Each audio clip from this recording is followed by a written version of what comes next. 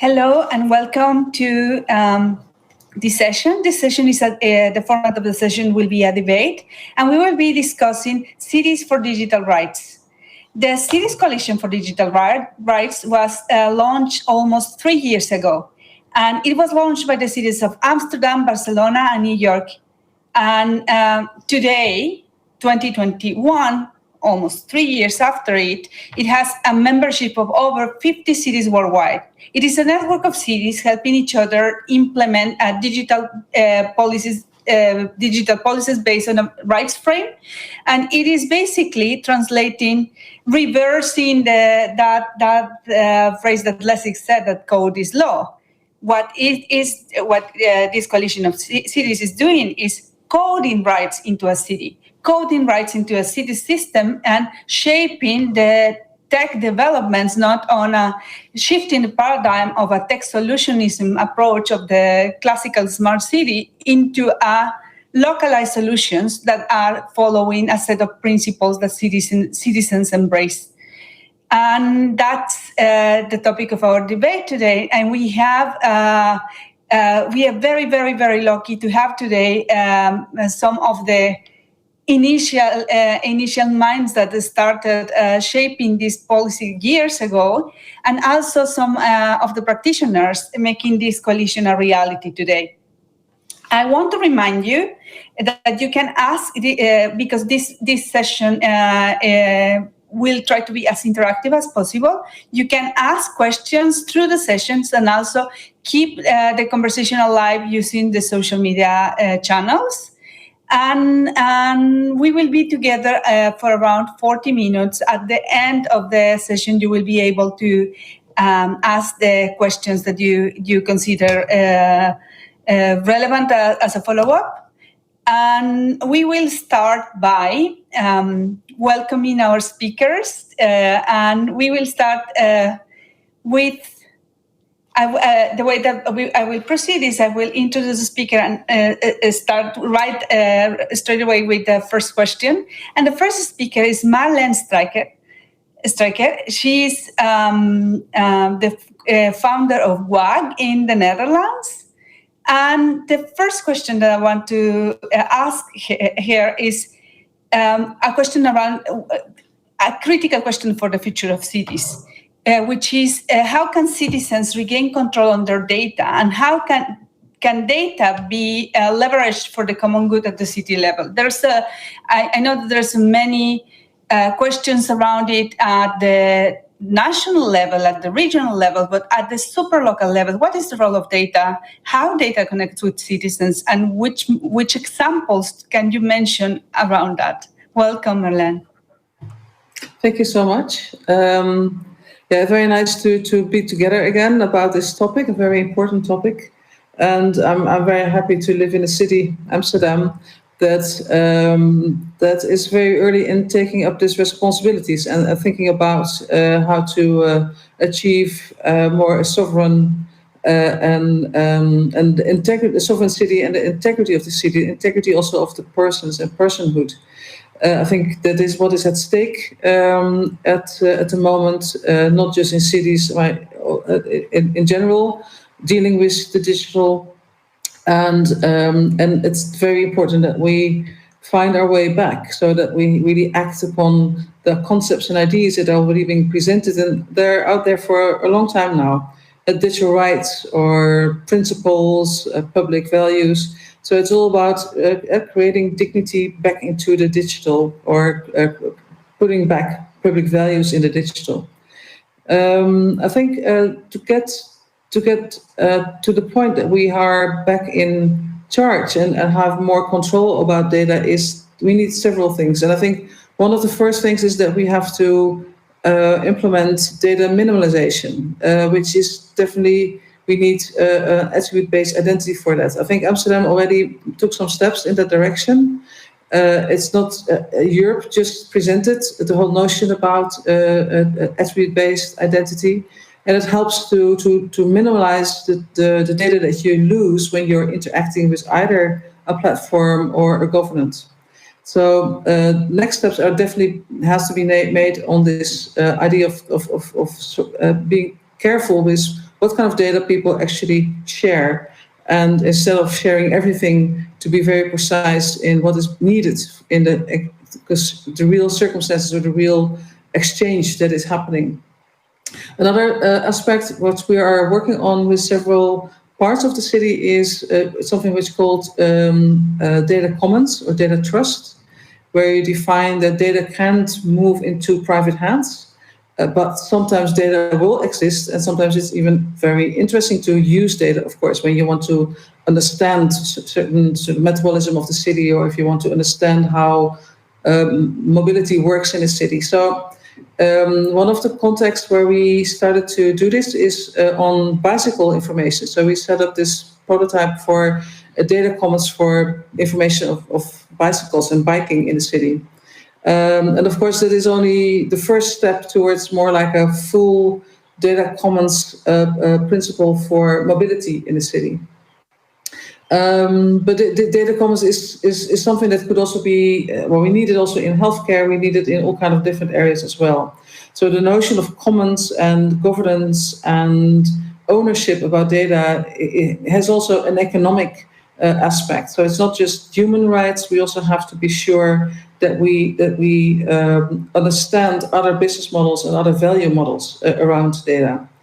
And I think this all together means that we have to rethink economics in a city and reclaim economics, as it's being said.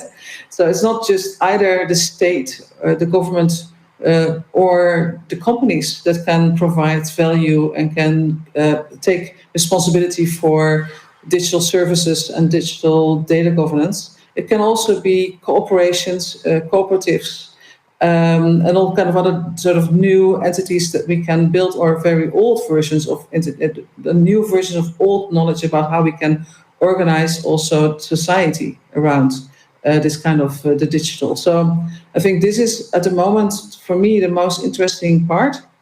Is also in the energy transition, in mobility, in climate change, is how can we bring citizens in a position that they collectively can take a responsibility, and that they can make what you can call public civic partnerships. And that kind of arrangements we need also to govern the digital in the future. Thank you. Thank you. I have a follow-up question, a small question connected to it, Malen, on the data commons, because the case for a city sharing the data with companies and vice versa is very clear. But how do you have any concrete example on how citizens are taking advantage of those data commons, citizen initiatives, and what is in your experience in Amsterdam? The perception or comments or reaction of the average citizen on that? Are they aware of data as an asset? Are they are they interested in claiming it back and using it? Do you have any specific example on that? Well, there's a whole movement of city makers in Amsterdam, which are all engaged in either food production or climate change or greening the city, or digital services or mobility, or what everything you can think of, energy transition, and increase or citizens science movement. Tonight we will have a big gathering of citizens that are measuring the environment. Yeah, they definitely understand that data is important for them and that they need this data to leverage the power structures. I think this is one of the mostly overlooked aspects of technology, that technology is an expression of power. And that having data and algorithms and building up this kind of data silos, either at governments or at companies, brings a larger disbalance in power towards citizens and collectives of citizens.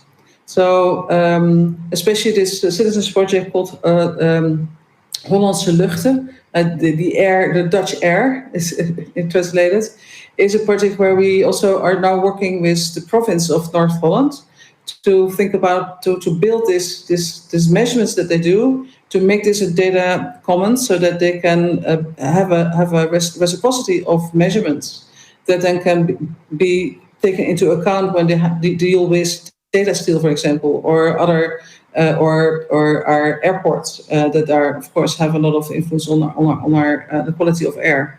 So yeah, there is a gaining into the interest is bigger than before, but of course there are a lot of areas that people feel still very detached from this whole field, and that they're not even aware that all this data is taken away from them. So I think we're sort of like we moved a little bit forward, but I think the understanding of what's at stake is still not common. This is not a common understanding still, not in the political field, and of course also not in citizens' movements. Thank you so much. I want to share with the audience an example quickly before we go to the next speaker, which is connected to this. In Latin America and in many other places, one of the problems is that the data doesn't even exist. It's not being produced. And that's a big problem for now that we are in this beautiful festival, that we are at the intersection of urban and citizenship and art and tech. This example is relevant because in Latin America, recently a legal frame was approved, which is called the Escazú Agreement. And what it is mandating, and it will be very interesting to explore further at the city level, is mandatory creation of data sets when the data sets are missing. So it is not only, it's going one step further. It's like produce the data we need to go, to diagnose well how the climate situation is. And it's a very interesting approach. We will go to our next speaker, Milo Jansen. I apologize for my appalling pronunciation of the Dutch language. But Emilio is a senior advisor, policy advisor on digital rights for the city of Amsterdam, but also a key coordinator of the Cities for Digital Rights Coalition. And before I introduce her, I want to call to your attention that the Cities for Digital Rights Coalition has a declaration, and there is a specific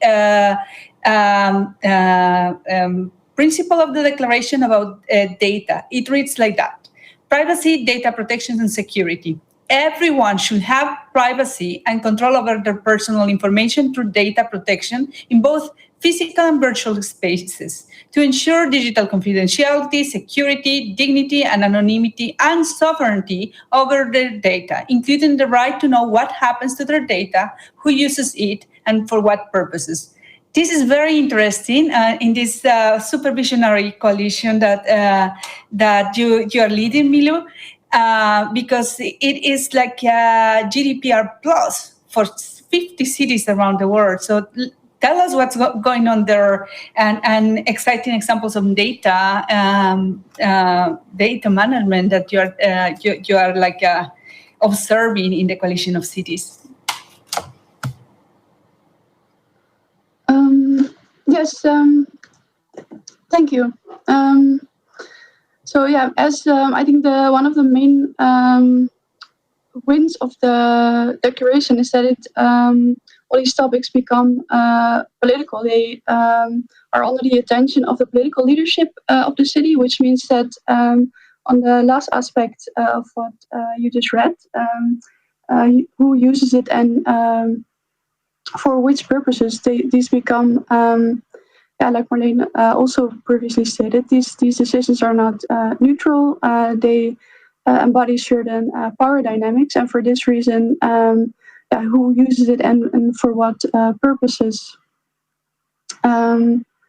is a decision, a conscious decision that cities need to make, and not just the technical department or the data management department. I think that's also important to stress. It's something that is a case for the whole city, for the political leadership, for those working with data, implementing software, creating architecture, but also for the city itself. Like, how do we engage citizens in even the questions that we want to answer with the data that we have? I think that's also one of the important things to highlight. And I think, as you said, it's a kind of GDPR plus, which I also think is an interesting observation. But that's I think also the beauty of this coalition that you really have, it's not the principles are not legally binding, they are morally binding. City leadership that signs up to join the coalition, they really believe that the data management policies that they have and the digitalization policies that they state that should adhere to this more human-centric vision of smart cities that you already also highlighted. So I think that's it's important to realize that it's not just like what we can make, what we are allowed to make, but also what do we want the digital world to look like in the communities that we serve.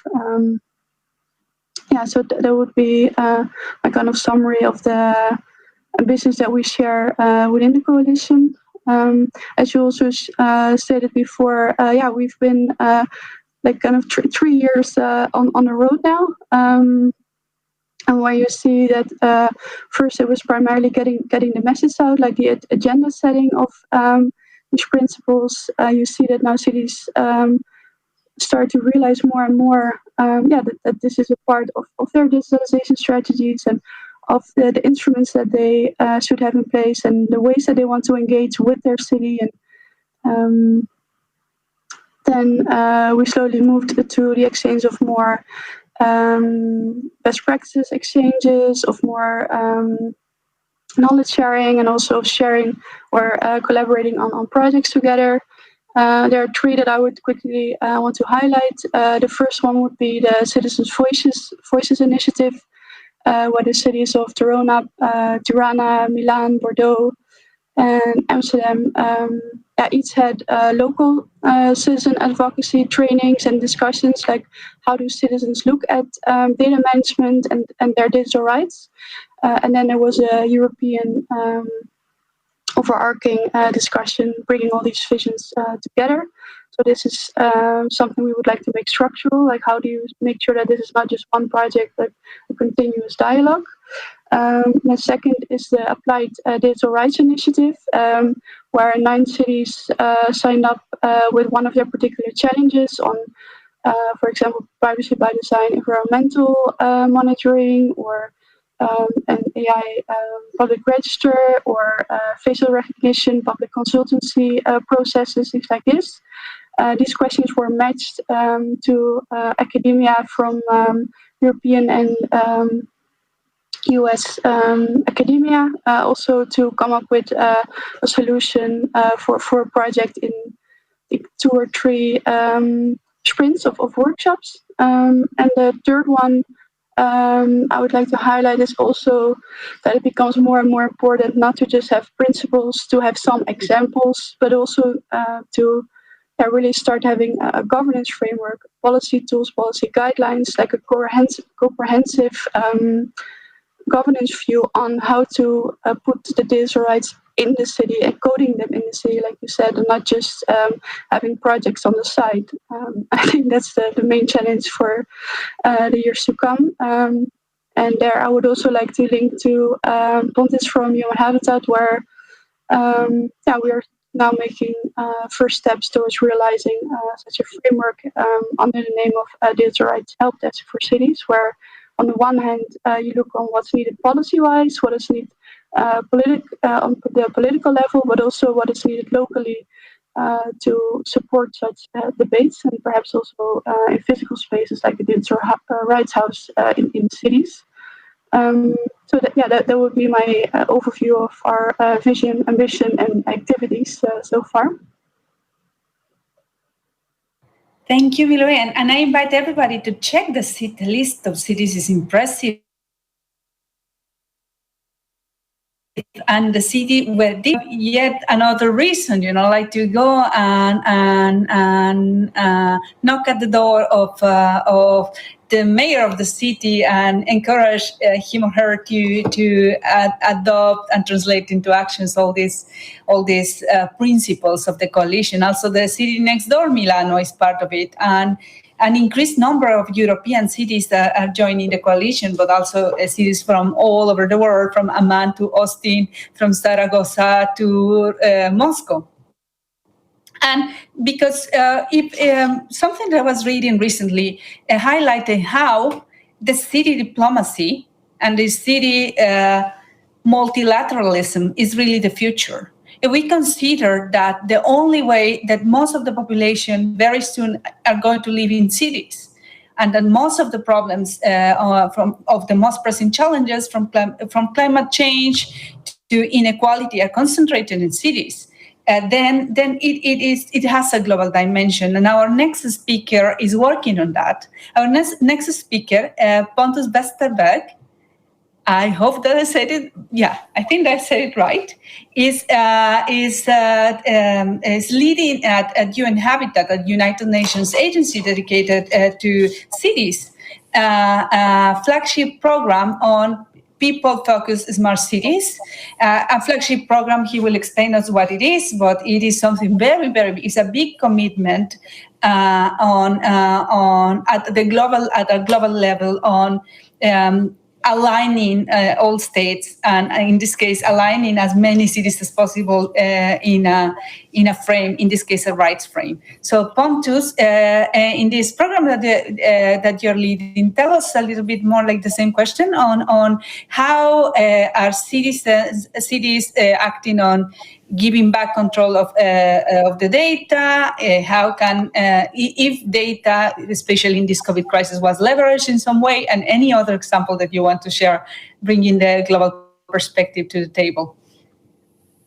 Thank you, Renata. And the UN Habitat, we are the UN Agency for Sustainable Urbanization, and we're in our smart cities work. We're really focusing on people and making sure that digital technologies have a positive impact on the quality of life of people that live in the cities that we work in. It's a fundamental issue. I want to be a little bit maybe conceptual here. Really interesting concepts developed or outlined by Marlene, data commons, data trust, amazing work being done in the Cities Coalition for Digital Rights, as outlined by Milou. We are a kind of supporting partner of the Cities Coalition at UN Habitat. When we look globally across cities, we see that there's still a lot of capacity gaps when it comes to understanding digital technologies, understanding data in general, but also the potential of data, and also what is going to happen in the future when it comes to data in cities. And we need to really change this uneven kind of capacity relationship between the private sector, where almost all tech capacity is in the private sector and very little is in the public sector. If we compare, for example, with urban planning, majority of the urban planning that is done in the world is done by the private sector, but there is also, excellent urban planners in the public sector who are doing a lot of the procurement, who are doing a lot of the steering of urban plans, etc. So there's a much more kind of equal relationship between the two sectors. In tech, it's not really like that, and I would say that cities in general are really behind. There are, of course, some lighthouses. Many of them are members of the Cities Coalition for Digital Rights, but there's still a lot that needs to be done, and we need to rethink the way that the public sector and local governments their relation to data. And I like to think about roads as an urbanism. The road is a super fundamental concept, and it links to the concept of public space, the public right of way. In urban planning, it's absolutely fundamental. You plan first the public space. That is kind of the role of the planner, and it's everything that we see in the city is public space, essentially. It's how we move around. And I think we need to think about a future which is not too far away, where we are really in a world of digital twins and an augmented reality. And so essentially what we're doing is completely digitizing the urban public space. And I can kind of see a dystopian future where that digital public space is completely filled with personalized ads, for example, in the way that the internet is at the moment. And how do we stop that from happening? Just going to give an example of Tesla, the world's, let's say, the car company that has the largest valuation of all car companies. Why? It's a big debate at the moment. It's not because they're going to make the most amount of cars. It's because each Tesla car has a bunch of sensors and is building up a 3D model a 3D point cloud of the road that it drives on. And essentially, one can imagine a future where we have a digital road, a digital public space, a digital twin, which is completely owned by one company. We don't want that kind of future, and I think we can all agree that we don't want that kind of future. Of course, at the moment, physical roads are built by the private sector, but we still have concepts like public right-of-way. So the idea of a kind of completely privatized road, a completely privatized public space, is something that we all agree that we don't want. But we're letting it happen in the digital space. If there is going to be a digital road, and that digital road is going to enable a bunch of very important future urban services like augmented, or self-driving cars or self-driving drones, deliveries, etc. That digital road needs to be maintained and governed by the public sector. And I think at the moment, that is not really being considered. And maybe it's 5-10 years in the future, maybe more. But if we're going to make sure that that digital road is completely public, we need to really think about it now. And that means that policymakers, both on the national level, but also in local governments, need to think about what kind of future digital public space do we want. So just want to put that on the table right now. Thank you.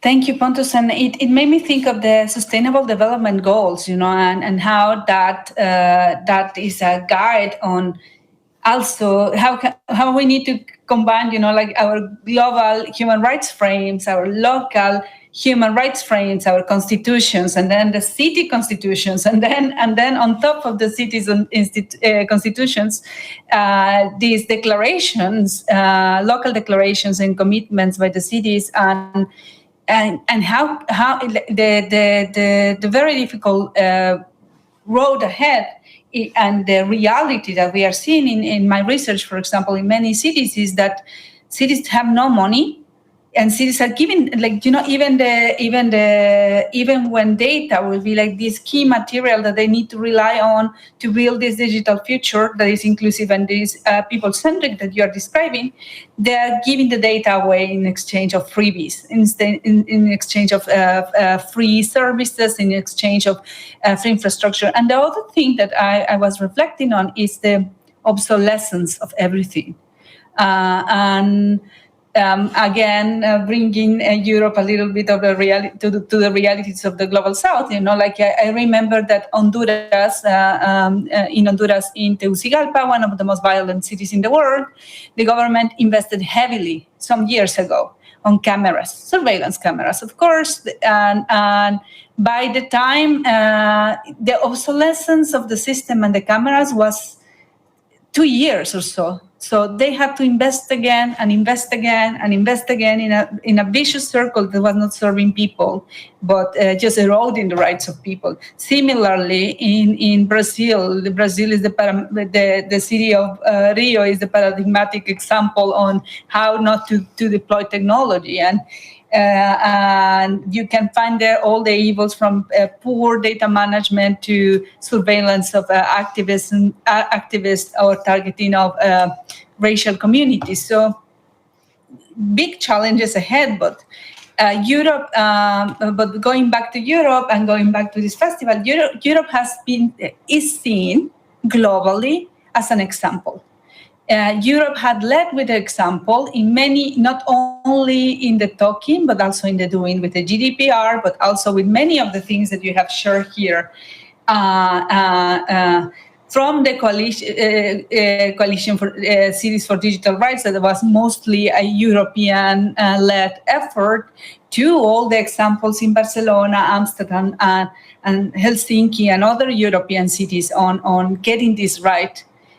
Everybody is looking up, basically, at Europe on what's next and what's coming. And now we have, it seems that we have all the ingredients at the table.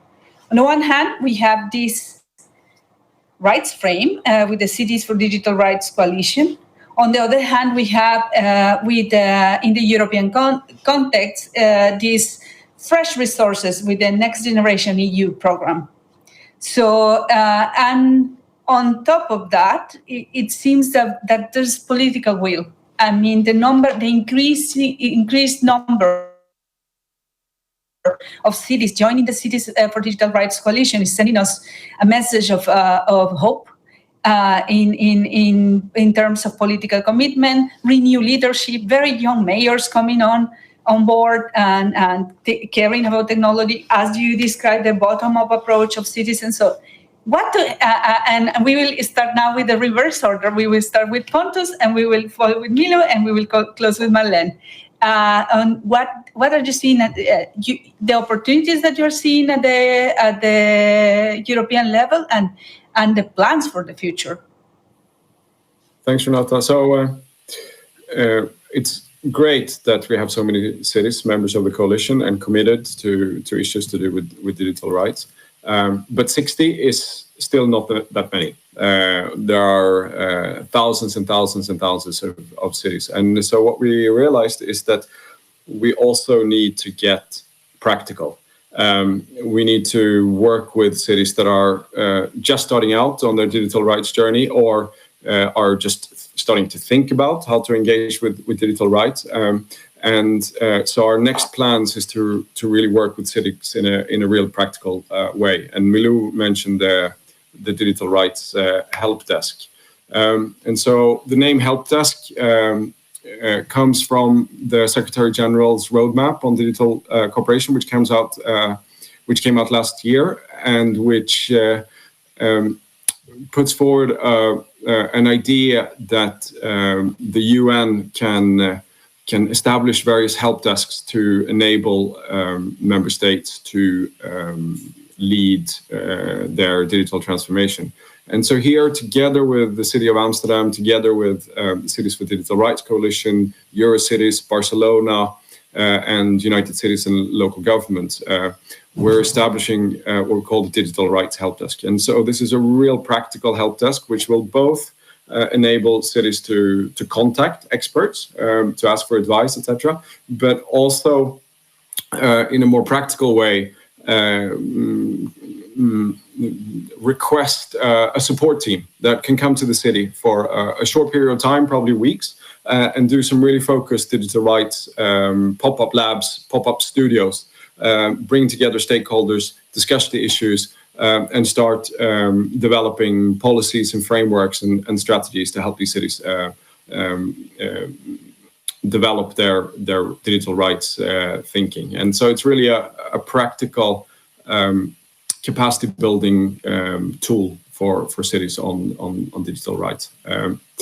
And we have really great hopes with that. We're talking to some donors at the moment who are interested in funding some initial pilots in Europe, also in Latin America. But we're really keen to find more partners that can help us take this to more cities and to more countries. Sounds super exciting, and it will be also super cool to involve local students. I remember on the interdisciplinary, because I remember the experience with Creative Commons, actually, that I think that the community in Torino is very familiar with. With Creative Commons, the role of universities and the role of young lawyers and students and young coders and students of computer science was crucial to make it happen and to create local communities. So it is not yet another imposition from outside, and it's built with the community. And next, Milo, could you share what's next? What are your hopes, and how the money should be spent of the EU? Of course, I share the ambitions that Pontus just shared on the digital rights framework. I would also like to emphasize indeed that we would really want to stretch beyond even more cities in Europe and outside of this. I think the main aspiration I have would be to have this human-centric focus of digitalization AI use, data use, not to be something innovative. It's because it shouldn't be an innovation project to aspire. It should be at the core of political understanding of a city, but also what we want to be as a community. The digital roads were just described to us earlier. How do we make sure that this is a shared effort? So to summarize, not see human rights as something on the side that you do. You not just have the GDPR, the data sharing mechanisms in place, but really think about how do we give accountability for the way we use data, technology, and digitalization, like the way we spend money in institutions, basically. And then second is, I also agree with you on including the academics more in the global thinking, in also translating it even to neighborhood level. I think students could also be very valuable in this respect. And really establishing more digital literacy for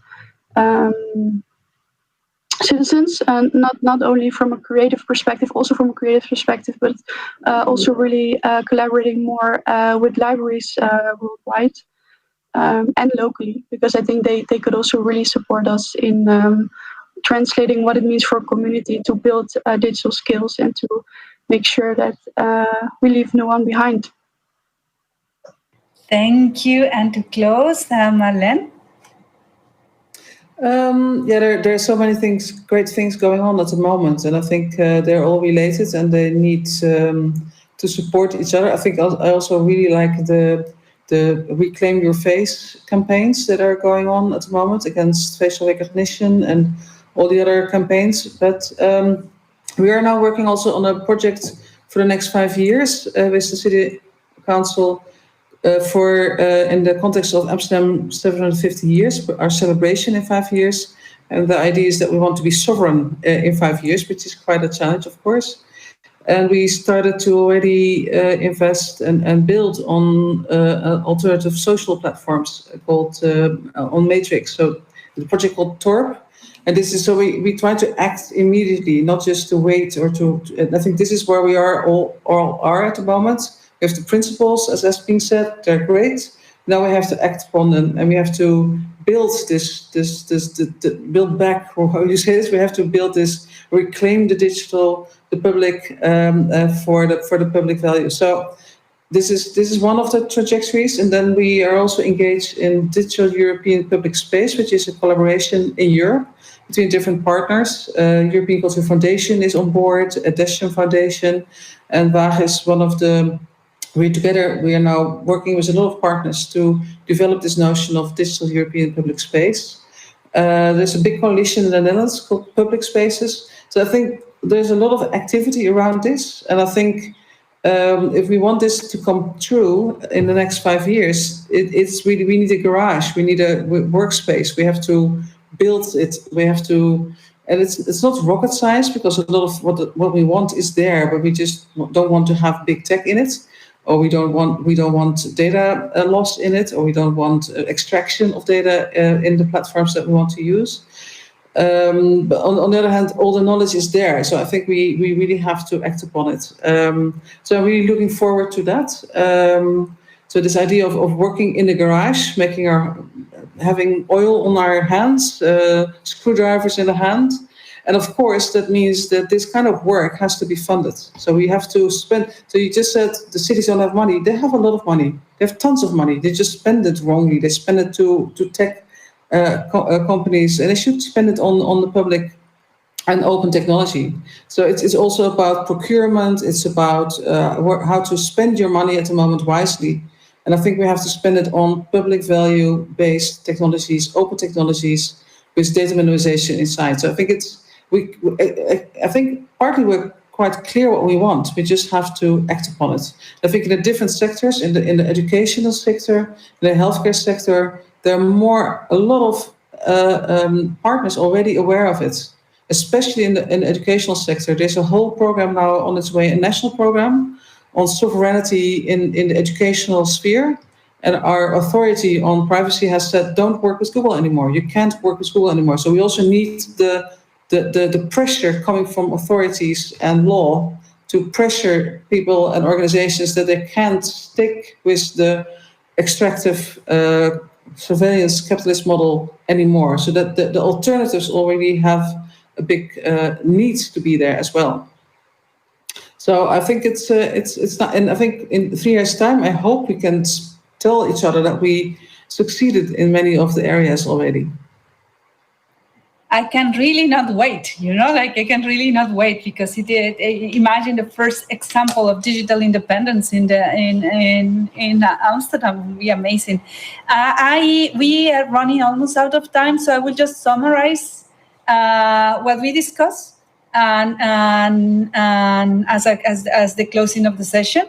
I thank you so much for all the topics, and I encourage everybody to continue the conversation online. But this is the summary, my notes capture on what we discussed today, and it's very action oriented.